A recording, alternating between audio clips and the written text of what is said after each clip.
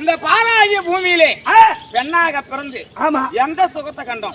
நான் கோட்டு சுகத்தான் கண்டேன், ஒரு சுகத்தையும் காணவில்லை. பெண்ணாக பிறந்தது இப்படி மண்ணாக பிறந்திருந்தால் தாவாரமாக முளைத்திருந்தால் ஆடு மாடாவது மேய்ந்து தலைப்பாரி சென்றிருக்கும். பாராகிய பூமியிலே பெண்ணாக பிறந்து எந்த சுகத்தை கண்டோம்?